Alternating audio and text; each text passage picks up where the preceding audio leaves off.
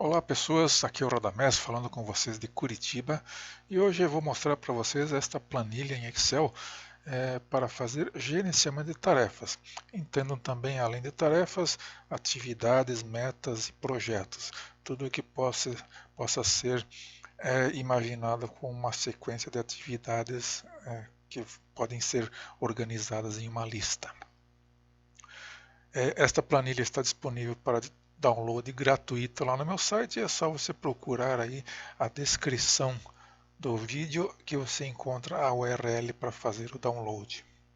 Quando você abre a planilha, você encontra uma tabela bem simples, onde numa coluna você vai registrar a descrição das suas tarefas. Na segunda coluna aqui você classifica as suas atividades, suas tarefas em grupos. Já existe uma série de grupos aqui pré-cadastrados. Isso é interessante para que você tenha um controle melhor organizando em pequenos grupos a sua lista de tarefas. E depois vem aqui a coluna do status, que mostra em que situação que se encontra aquela tarefa. Né? Para fazer, ela pode estar em andamento, ela pode estar paralisada esperando alguma coisa que está para acontecer, e também tem o status concluído e o status cancelado. Você pode mudar essa sua lista aqui de grupos aqui na planilha auxiliar. Também pode fazer uma organização diferente dos status.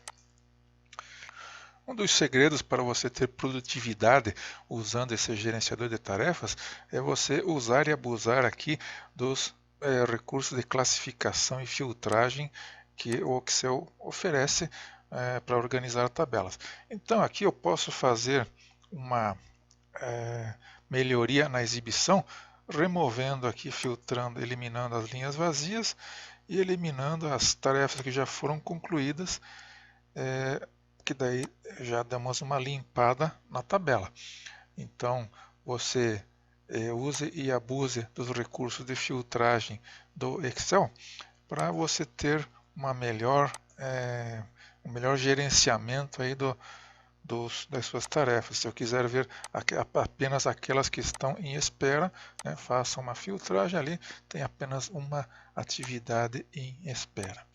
Então, use bastante essa possibilidade de filtragem e classificação que o Excel já oferece de maneira nativa.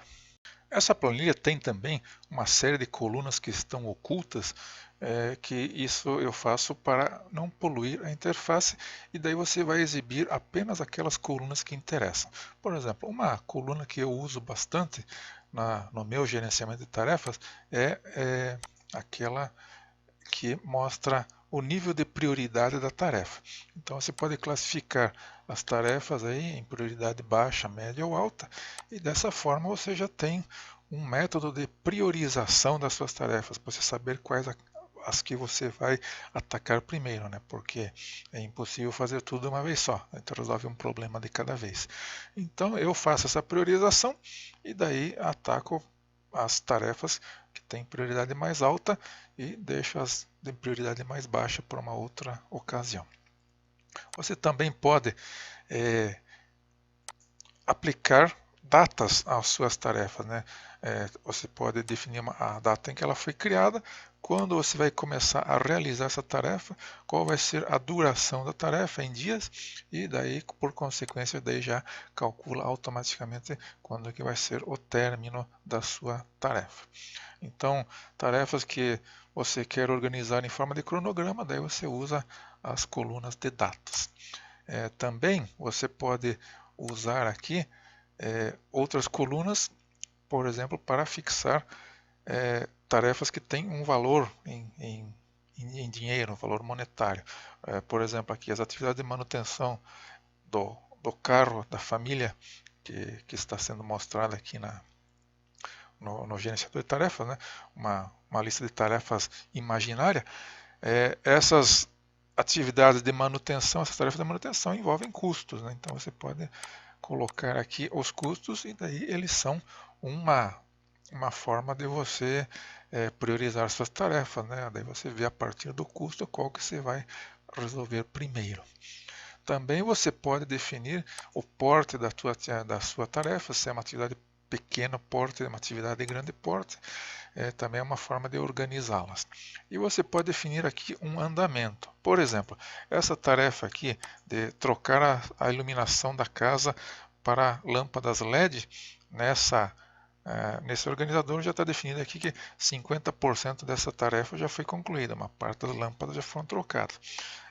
Trocar as tomadas da casa para o padrão novo de 3 pinos, 80% das tomadas já foram substituídas, falta apenas uma quantidade de 20%.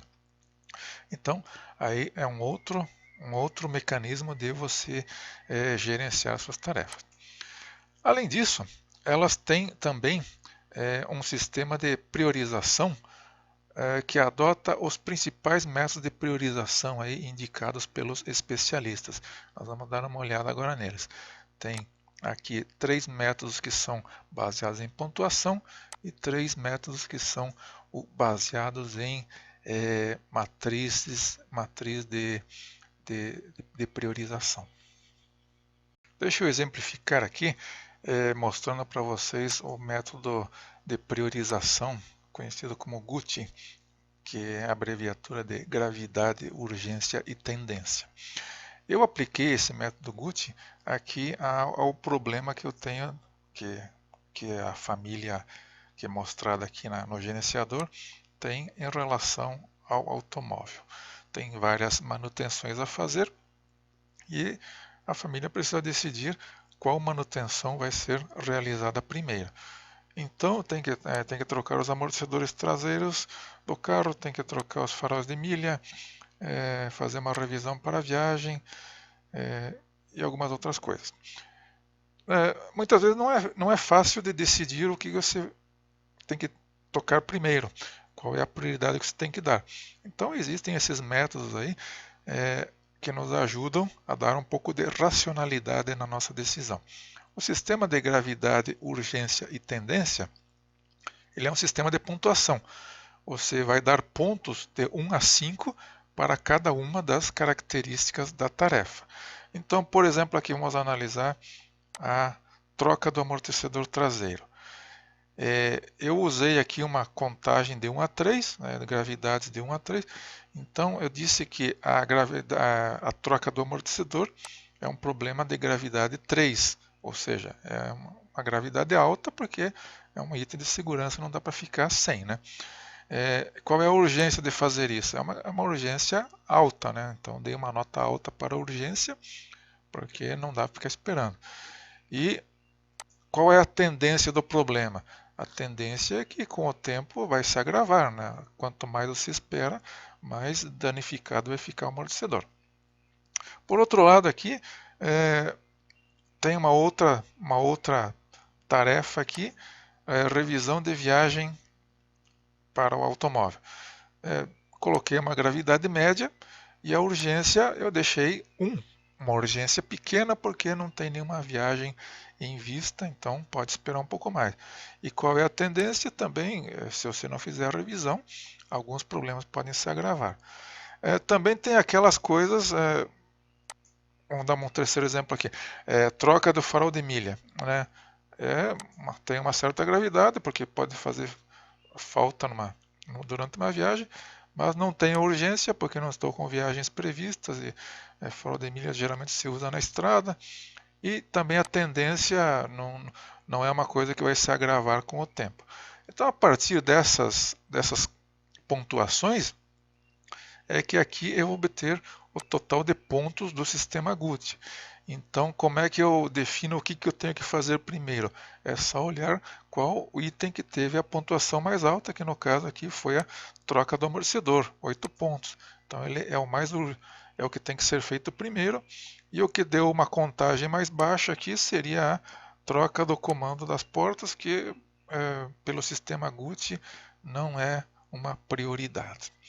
Então, você vai usar esses métodos de análise de priorização sempre que você tiver nas dúvidas, que você tiver uma quantidade razoável de tarefas e você não sabe exatamente o que vai fazer primeiro. Então, temos 3 métodos aqui baseados em pontuação. O GUT que eu já mostrei, o RICE, que é parecido, só mudam as características que você vai analisar: alcance, impacto, confiança e esforço, né? E tem também o método básico, que também segue a mesma linha de pontuação, com mais itens ainda, que você tem que levar em conta na hora da análise. Bom, a pergunta que se faz é: qual desses que eu tenho que usar? Tenho que usar todos? Preciso usar algum? Olha, isso é uma coisa pessoal, né? Você deve usar aquele que mais se adapta à tua situação. Tem casos que um método é bom, tem outros casos que o método não funciona direito. Então, por exemplo, para esse caso aí da manutenção do automóvel, eu acho que o Gucci ele me deu um bom balizamento para mim tomar uma decisão, né? Aqui nós estamos falando de uma situação simples, mas talvez você tenha que usar esse método em situações mais complicadas, que sejam relativos, por exemplo, a resolver um problema no departamento, alguns problemas no departamento que você trabalha ou na empresa que você administra. Então, selecione aquele método que mais se adapta à sua necessidade do momento, né? E para finalizar, deixa eu mostrar para vocês aqui um exemplo do método de priorização por urgência e tendência, também chamado de método Eisenhower, que era usado lá pelo general Eisenhower. Então esse é um método matricial. O que quer dizer isso aqui? Deixa eu mostrar para vocês aqui a matriz do método Eisenhower. Então são 4 quadrantes em que você vai definir se a sua tarefa é importante e se ela é urgente. Se ela for importante e urgente, ela está aqui no quadrante 1, prioridade máxima, porque os 2 itens analisados deram sim. Por outro lado, se ela não for nem importante e nem urgente, ela vai ficar aqui situada no quadrante 4, que é o de mais baixa prioridade. Se ela for urgente, mas não for importante, daí ela está no quadrante 2.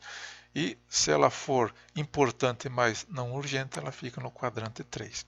Então, as tarefas são priorizadas de 1 a 4, de acordo com as respostas que você dá para as perguntas. Então,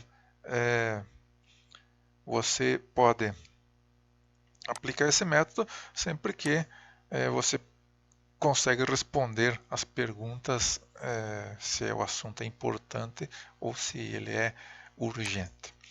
Tem parecido com este método o sistema de custo-benefício, que funciona de maneira bem similar. Eu apliquei esse método custo-benefício aqui a algumas reformas que precisam ser feitas na casa lá da nossa família imaginária. Então tem uma série de coisas que precisam ser feitas lá na casa, como trocar a iluminação para lâmpadas LED, mudar as tomadas para o sistema de 3 pinos, instalar vídeo porteiro eletrônico, instalar aquecimento de água solar. Então aqui a gente responde as perguntas. Trocar a iluminação para LED é uma tarefa de baixo custo e de alto benefício, né? Porque você não gasta muito para fazer a troca, mas propicia uma economia grande de energia elétrica. Por outro lado, trocar as tomadas de 3 pinos não tem um custo muito alto, mas também não gera um grande benefício. O benefício é baixo.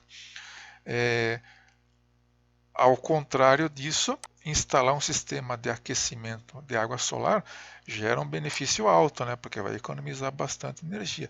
Porém, é um investimento alto também, tem um custo alto. Então, a partir dessas respostas que você dá aqui, né? Baixo, alto, baixo, alto, baixo, o sistema de prioridades aí define já o que você tem que fazer primeiro.